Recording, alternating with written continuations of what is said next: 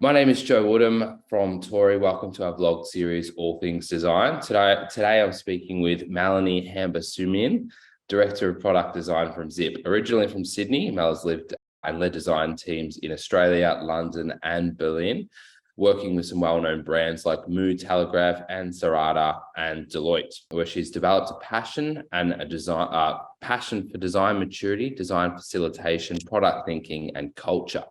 In her spare time, she enjoys volleyball, cycling, techno, and art. Thanks for joining us today, Mel. How are you? Hey Joe, I'm good. Thanks for having me. My Going good. pleasure. Some very interesting points there. So techno. Yeah, it's funny you ask about this because just yesterday we had sort of like a Christmas gathering with the teams, and a few of us were on the deck spinning some tracks. So yeah, it was good fun. Oh But yes. I got into it because of Berlin. Oh, hmm I've actually been to Berlin. They've got a pretty good underground scene there, don't they? Yeah, and just like huge appreciation for the genre, lots of history behind it. Yeah, so it's good fun. Wasn't into it before, but once I went there, it changed. Do you know like a side of Berlin? Like as a tourist, when you go to Berlin, from what I understand, is you kind of need to know a local to really get to see that like the actual Berlin side. Hmm. I do wonder if I even got to see that when I lived there because I moved a few weeks before COVID. So Uh, I think there's probably a lot I didn't see. And if I'd had more of a chance to meet more like German friends, maybe I would have seen more. But yeah, I think there's a surface level to it, and there's definitely more. The more you get to know it, for sure. I think that stands true. Cool. Well, let's get back onto everything design. So I'm really keen to hear about your career journey as a designer. How did it start? Yeah, I don't know if it's worth even going back to high school because that's sort of where it started. Yep. But in short, I did a IT elective in high school with a few other girls. I went to an all girls school, and it wasn't the most popular topic back then, but we did it. And then my IT teacher approached me and suggested that I apply for a scholarship at UTS. It's a co-op scholarship, so it involves work experience as well. Did the IT course and enjoyed it, but it wasn't until the end, I think, that I did an elective for human-centered design. And I realized that's what I really wanted to do, just all the empathy side, the creativity, and then the tech.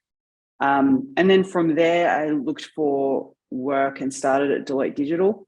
So that really kicked off my career. Loved reading about the team, felt really inspired by all the creative stuff they were doing. So I worked there for about 3 years doing consulting, and then I moved into a research agency for a little bit. Did a little bit of contracting in a product team, and then I moved overseas. And from there, it was really just product from the rest of the time. For me, like I loved consulting. It gave me a lot of skills, I think that, and a lot of breadth of experience. But I loved moving into product because of the more sticking with the outcomes and being able to iterate and measure what the impact is of what you've done. So from there, I went to London and worked for the Telegraph, and we worked on the platform that the journalists were using to write stories. They used to use something that was sort of looked like, I don't know, Windows 95, something really outdated. It took them an hour to write a simple story, and then we transformed it into something a bit more like Medium. And that was great, like seeing how much it helped save time for them and help them focus on writing the stories, which is what their bread and butter is. Worked for Moo as well with a really cool team. Loved their brand so much. Did more product work in squads, started doing bigger things like outcome-driven innovation and like how we coach the team and design ops. I came back to Sydney and worked for Ansarada, so got much deeper into SaaS stuff, doing a mix of research and design and helping the teams. And then I moved to Berlin to lead a team of researchers and designers, and then came back to Zip and part of the Zip fam. So yeah, Nice. it's a really quick overview. Sounds like a fun journey, I guess, jumping between countries. Was it, I guess, a bit of a shock to the system going from Australian design into design overseas? Was there much of a difference with how things were being approached? That's a great question. I think when I started my career, there was a lot more of the whole dedicated UX designer and graphic designer or visual designer pairing together. And then when product design emerged, those roles became end-to-end design. And I saw a lot more of that in London. And I think London was probably a bit further ahead in the whole lean UX, data-driven design hypotheses. Like we had people there who were dedicated for A/B testing analysis, or dedicated prototypers who only helped on design prototypes. So seeing org design different there was really eye-opening for me. There were definitely some differences. And it probably leads me on to the next question, which is what inspired you to move into leadership? You also mentioned that you moved over to Berlin to lead a design research and design team. How did you get to that point, and what sort of inspired you to move on that journey? Yeah, it started a bit earlier. I had a boss, a really amazing boss, who approached me when I started a role and sort of said that she could see me becoming a lead, and let's talk about the sort of dev plan towards that. And I don't think it hadn't clicked in my head. I think I was suffering from imposter syndrome a lot, and sort of was like, oh, like, what do you see in me that makes you think that, or am I really ready? So it happened pretty naturally. I just started managing people, or even before that, I just started coaching people. And then slowly, the more that I looked into root problems of things that, so people might be coming to me and saying, hey, why didn't you redesign this page or something? The more that I challenged the root problems, or the more I tried to improve processes like how we hired and things, the more I realized that there was a lot of impact in empowering a team rather than just being an individual contributor, even though I love that side of things too. So it sort of happened naturally. And then you take on more and more responsibilities, I guess, and then you realize that maybe you're ready for a bigger challenge. But the only thing is, I do think maybe in the wild, there's sort of a perception that they should only really start leading once they're in the management track. But I think, like, I'd really encourage people to think about how they can lead every day, because if you're only a lead when you have that title, then it's actually a massive missed opportunity, and leadership is not about title at all.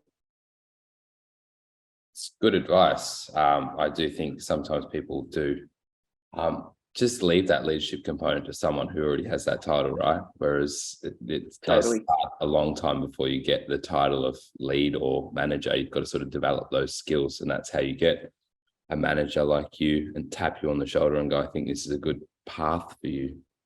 Yeah, for sure. So you mentioned obviously a really good manager who tapped you on the shoulder. Was there any, I guess, piece of advice on that journey that really helped shape you as a leader? Yeah, so many.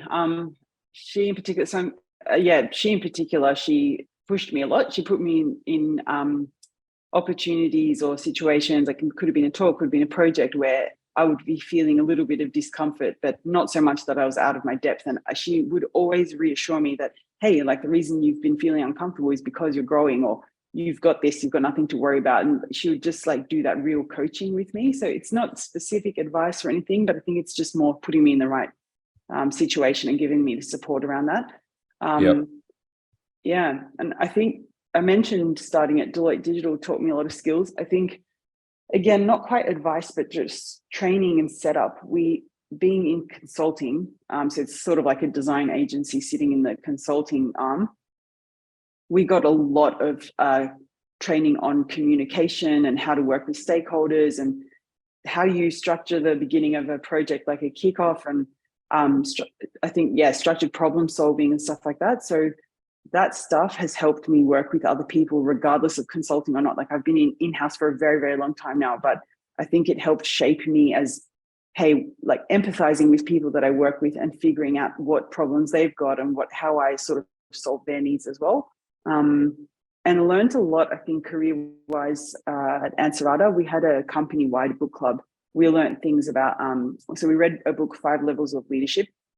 That taught a lot about that leadership maturity, and making yourself indispensable was one about accountability. And that helped me think about, like, when I might be reacting in a growth mindset versus sort of like a fixed mindset. So yeah, loads of different experiences. I've been super lucky. Very cool. I just wrote down that book, 5 Levels of Leadership. I think I might give it a look. Sounds good. Nice. Well, obviously working across leading design teams and working across different regions like London, Berlin, and Australia, you would have seen obviously different styles of design, different designers. What skills and attributes do you think makes a great designer? Yeah. I think it depends on what kind of designer we're talking about. So I sort of see it as there's probably some general principles for anyone in a team, like regardless of their skill set. And then there's different skill sets or types of people, and obviously trying to design a team for the overall team fit rather than an individual and them having to be strong at every single thing. So like, I'll start more on the craft visual side. I think if you're that kind of person, it makes sense that you're really good with details and you understand how to translate a brand. You care about the visuals, you know how to make things maybe more simple and clean. And it's, I think, a bit more like craft based and detailed and sort of like looking a bit deeper. But then if you're getting more senior, more end to end, or if you're a more traditional UX designer, then I think there's also things like getting to the root of a problem. So most designers, I don't think they start out with like a perfectly crafted problem statement. I think it's about getting in there and helping partner with different disciplines and structuring what the problem is and really getting to the why, like asking why so many times that you get to the root of the problem. Otherwise, we might be solving something that is not actually the real problem for the user or for the business. That's probably a bit of critical thought stuff. And I think the whole design thinking journey, being able to go wide, general principles are like influencing and storytelling. So being able to bring people on board with a design proposal or a question or like anything, pretty much anything. I think if someone isn't able to communicate with other people, empathize with people around them, it's harder for them to convince them to come on board. And we don't work in a vacuum. So they have to work with other people pretty well. And I think like just, pushing the boundary, thinking about the end to end, thinking about the bigger picture. That's sort of tied in with the critical thought, not going in and just taking what someone said to do and just doing that. It's like thinking a bit bigger. And I think like more and more as product designers, and I guess it comes from UX too, but being really data driven. And data doesn't have to be numbers. It also doesn't have to just be qual research. It could be anything like looking at what conventions and patterns out there, what previous research has been done. If you have sales and customer service teams internally, going and talking to them, even getting them involved. And that also goes into the whole design facilitation skill set. So can you facilitate for other people to input into the design process? And then on like sort of a more general team side, when I'm hiring, I often look for three things. It's from Patrick Lencioni's model for an ideal team player, but it's hunger, humility, and smarts. And he proposes that if one of those things are missing, then you don't have the ideal team player, one or more. So you could be missing two as well. If someone has all three, that's the magic. Hunger, humility, and smarts. I like it. Mm-hmm. And I like you have a process there because sometimes you hire people and you don't fully understand why you think they're an amazing hire, but I guess that kind of gives a ease there. I'm keen to dig into one of the things because I think over the years that ability to communicate design to stakeholders or other people that you're working with has become a really key skill that a designer needs to hone. How have you helped develop team members to be able to really understand that is a piece of their job now, and how, like, giving them sort of things to focus on so they can communicate better with stakeholders and feel confident about it? Yeah, a few ways. It's a great one. I think sometimes it's the same way we might influence someone else. I guess it's my job to influence someone that it's worth influencing someone else. It's a bit meta. One thing is doing an exercise of going through and asking the person, who do they work with? And then figuring out, hey, have I actually spoken with this person? Have I interviewed them? Have I gotten to know them and understand what their goals are? So that's a much more structured way. Even doing things like a little empathy map exercise or thought exercise, like what is this person dealing with day to day? What are their problems? What do they get measured on? So that's a very formalized way. Another one is like just connecting the team with other groups. So it might be like, hey, why don't we just have like a coffee with this other team? We just get to know each other, or brainstorming with the team. How might we collaborate more with another team? And I think it's also sometimes the coaching way, which is if I see a team members maybe not doing something the best way to influence, it might be asking them questions that help them come to the answer. So if someone's maybe not given an update to someone based on some design feedback, just to make it up. I might ask them a little bit about how they would see it if they were working with someone more junior and the same thing happened with them. And sometimes it makes them go, oh yeah, like I can see what impact it would have had for me not to come back. So it's sort of a mixture, like formal, informal. Sometimes it's also just like training books, things like that. But I think on the job, in the day, and talking through it is really helpful. Oh, great tips. I think that's really helpful for anyone, I guess, going on that journey as designer from mid to sort of senior, because it's very difficult for us to hire anyone in that senior level if they don't fully understand how to communicate really well. Like, it's just such an important part of the job now. It's great to be a good designer, but if you can't communicate your design, it's half the job, right? Totally. Final question. Is there any trends that you're keeping an eye on coming through in the design space? Yeah, we've had a massive chat in the team about AI. So we had just like a little nerd out session. We were talking about AI-driven copywriting, AI-driven image production. What does this mean for the future of, copyright and being able to create content? Then we had this other chat about what does this mean for UI and the whole, replacing work in the future. A few years ago, I also had a chat with some product and design friends of mine, and we were saying like, what would happen if there was a more global design systems? Obviously, we already have things like Material UI and guidelines and libraries out there, so it's not like this is a new idea or anything. But I do wonder if all of this stuff, the more that gets automated, don't know about the quality yet, but let's say it's high quality. What does that mean for the skill set in the market? Because I think with the nature of end-to-end designers and with, in the last, I don't know, let's say 10 years, there's been so many more startups and scale-ups. I think there's been more of a focus on people who can do the visual, and then more pure UX people have been like less of a role in those smaller organizations. And I wonder if the more that those things get sophisticated, we might see an increase in demand for pure UX people or more like deeper senior UX people, because then once those smaller problems are solved, companies will automatically realize they've got other chunkier end-to-end problems, and then they might start focusing on that. Whereas like the nature of a startup is the founders probably normally doing those things really well. That's how they got funding. That's how they grew and had product market fit. They didn't have the visual skill set, so it makes sense to get someone more leaning towards that. But I think these trends might influence that too. And the other one that we talked about was there's an article on Medium, I think it is, by a guy called Ryan Duffy. I just saw it from a newsletter. It's called Why Everything Looks the Same. And it's talking about how globalization and technology and stuff have created this trend where UI, branding, even someone even said, oh, maybe it's even affecting things like people's faces with face filters and stuff like that. It's all sort of becoming the same. And it made me think a little bit about even how my apartment is furnished. I'm like, have I just taken a template of what everyone's doing and the same like color scheme, same pictures, so, it's safe. I know it's been done, it looks good, that kind of thing.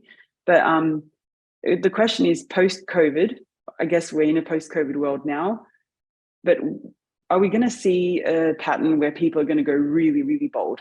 There was the roaring 20s fashion and that kind of thing. I wonder if we might see that in product design at some point. I think we're still in that phase of everything looking the same. It was a great article.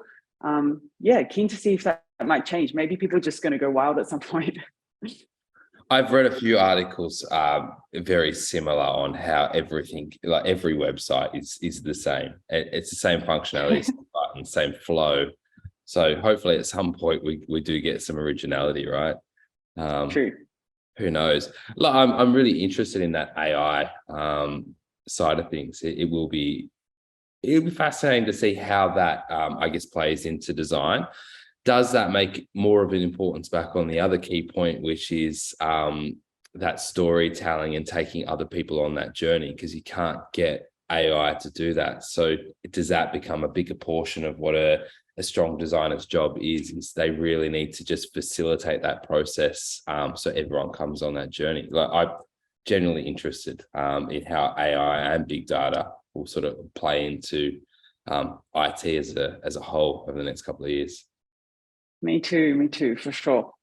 That'd be fun. Well, it's been an absolute pleasure speaking to you today. obviously Zip, I noticed you guys hire quite a bit, and we know what you look for now: hunger, humility, and smart. If anyone's interested in joining the team at Zip, what's the best way of them to reach out to you? It's just via LinkedIn. Yeah, they can reach out via LinkedIn. We've got a careers page that has our open roles open. We've also got an amazing recruiter, Becky. We've got some posts up as well. Feel free to interact with us, and yeah, definitely looking forward to hearing from people. And thanks, Joe, for having me. They were really great questions. Really fun to chat to you. Thank you. Yeah, and it was very fun speaking to you. Like, if someone was interested in joining Zip, what's some of the interesting challenges or problems that you guys are looking at the moment that would entice a designer to come and play? Yeah, sure. I mean, we've got a few different products, and we look after both customers or consumers and merchants. So I think there's lots of, like, working in that flywheel space is really interesting. We're also doing a mix of, like, our design maturity. We're constantly working on this, and we're looking at, like, bigger, chunky end-to-end things, and we're also looking at detailed craft things. So I think we've got something to suit the different designers I was talking about before.